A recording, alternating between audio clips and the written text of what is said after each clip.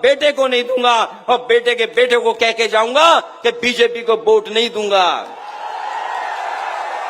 तो याद कीजिए, पवन पांडे उन परिवार के लोगों को मैंने बुलाया था। वो लोग एयरपोर्ट में जमीन देना चाहते थे, लेकिन वो मुआवजा चाहते थे। ये लोग बाजार का मुआवजा नहीं देना चाहते, किसान की जमीन छीनना चाहते हैं। हम लोग किसान के साथ खड़े थे, हम लोग गरीब के साथ खड़े थे।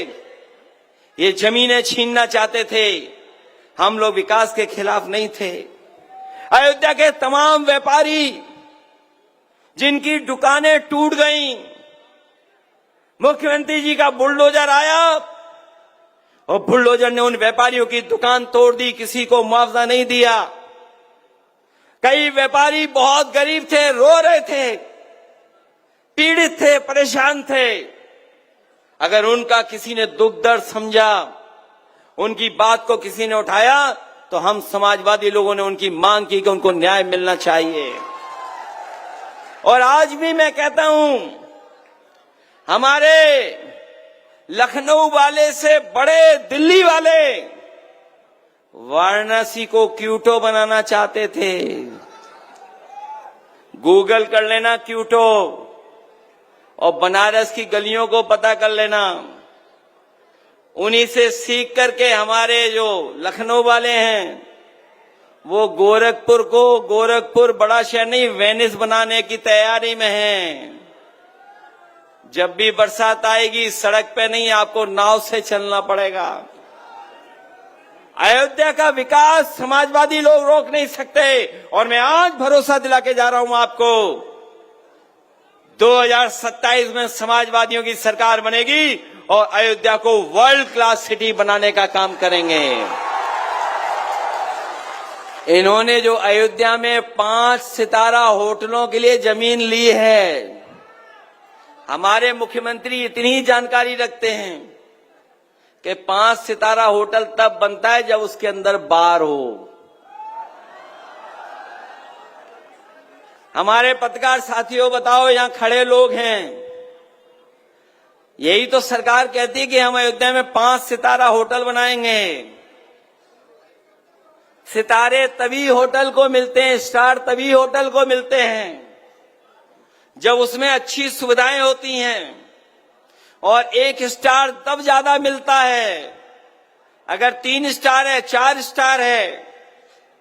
और अगर आपके होटल में बार नहीं है तो 5 स्टार होटल नहीं बन सकता है। बताओ, हमारे मुख्यमंत्री जी अयोध्या में बार वाला 5 स्टार होटल बनाना चाहते हैं।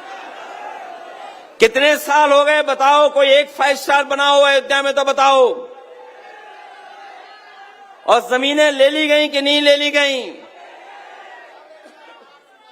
और अगर जो नारा दे रहे हैं हमारे मुख्यमंत्री जी, कोई नारा देते हैं कि खाली जमीन को लेकर के कोई नारा देते हैं, अरे हम तो उनसे कहेंगे सरकार हमारी नहीं है। अयोध्या की रजिस्ट्री सार्वजनिक कर दो, अपने आप पोल खुल जाएगी। कौन है सबसे बड़ा भूमाफिया? अगर कोई सबसे बड़ा भूमाफिया है उत्तर प्रदेश में, तो सब भारतीय जनता पार्टी के लोग हैं। बताओ, भारतीय जनता पार्टी के लोग भूमाफिया हैं कि नहीं हैं? और अगर लखनऊ वालों को नहीं पता है तो जानकारी करो, रजिस्ट्री ऑफिस, एक एक रजिस्ट्री बाहर निकालो, अपने आप जानकारी हो जाएगी कौन भूमाफिया है। भूमाफिया यही लोग निकलेंगे, भारतीय जनता पार्टी के लोग। कभी आपने मुख्यमंत्री जी को क्रिकेट खेलते देखा है आपने? कोई स्टेडियम नहीं बना पाए क्रिकेट का। एक स्टेडियम कभी नेताजी ने अयोध्या में दिया था, वो भी अभी पूरा नहीं हो पाया। हम आपको भरोसा दिलाते हैं अपने क्रिकेट प्रेमी नौजवानों को, समाजवादी सरकार आएगी तो एकाना जैसा वर्ल्ड क्लास स्टेडियम यहां बनाने का काम करेंगे हम लोग। और मैं इसलिए बोल रहा हूं, इन्हें जब शपथ लेनी होती है तो देखते हैं कि समाजवादियों का स्टेडियम कौन सा है, उसी में शपथ लेंगे।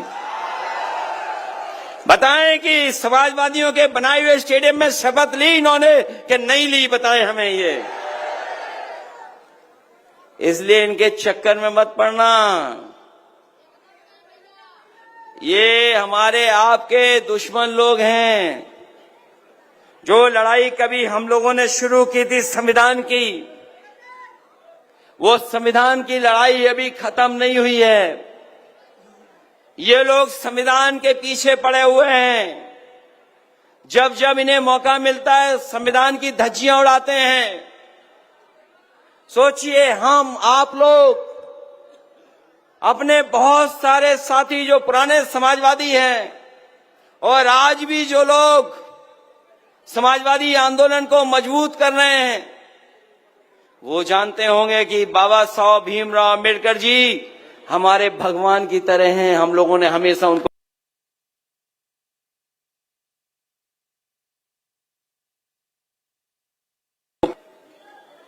कभी सोचा आपने कि क्या कहते हैं?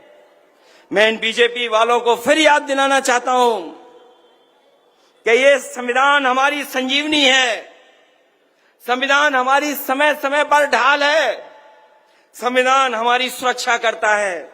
संविधान हमें शक्ति देता है। संविधान हमारी रक्षा कवच बन करके आता है। यही संविधान हमारे पीढ़ी समाज का, परिवार का प्रकाश स्तंभ है।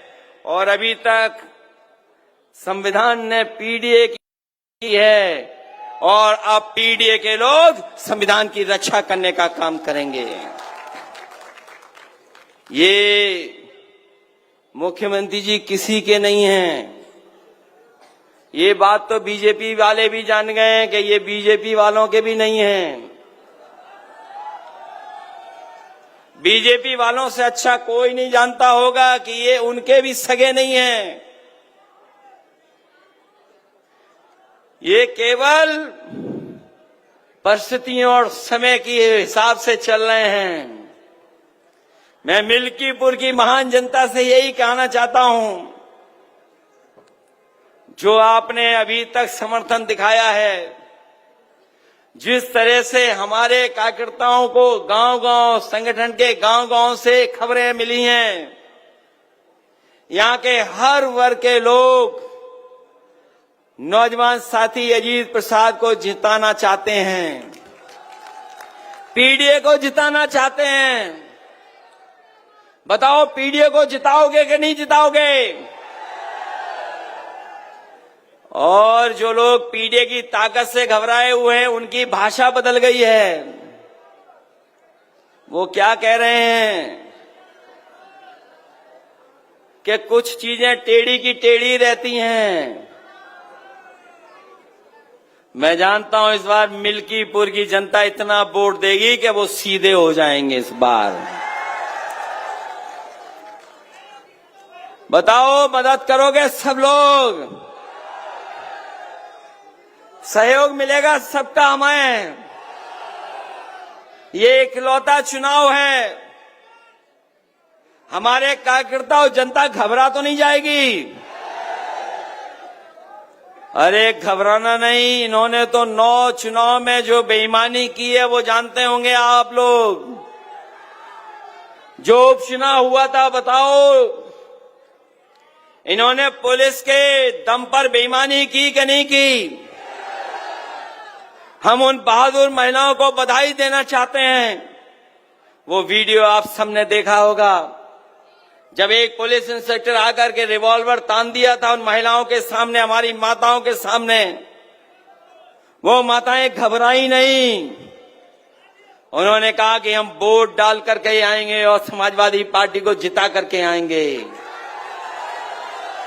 वो हमारी